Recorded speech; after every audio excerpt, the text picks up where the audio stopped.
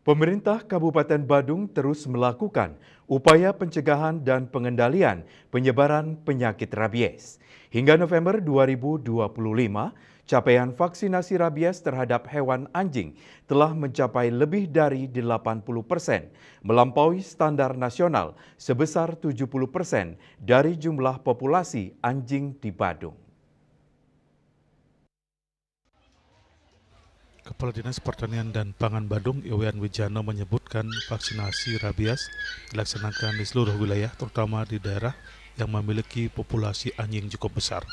Hingga November 2025, capaian vaksinasi rabies terhadap hewan anjing telah mencapai lebih dari 80%, melampaui standar nasional sebesar 70%. Selain vaksinasi, sterilisasi anjing juga dilakukan sebagai langkah pengendalian populasi hewan penular rabies.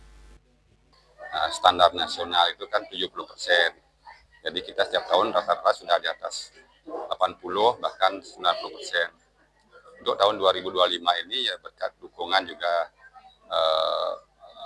komitmen dari Pak Bupati, Pak Wakil Bupati, kemudian juga dukungan dari DPR, kita sudah mencapai juga sampai dengan bulan November ini cakupan vaksin rabies kita mencapai 84% dari seluruh populasi APR yang ada di Badung, yang kita perkirakan sekitar 98.000.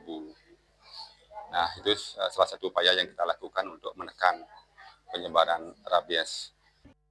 Pihaknya mengimbau warga yang memiliki hewan peliharaan, baik anjing maupun kucing, untuk memanfaatkan layanan vaksinasi gratis yang disediakan di kantor dinas terkait. Dengan kerjasama yang baik antara pemerintah dan warga, diharapkan penyebaran rabies dapat terus ditekan, sehingga Badung sebagai destinasi wisata mampu memberikan rasa aman serta kenyamanan bagi warga dan wisatawan.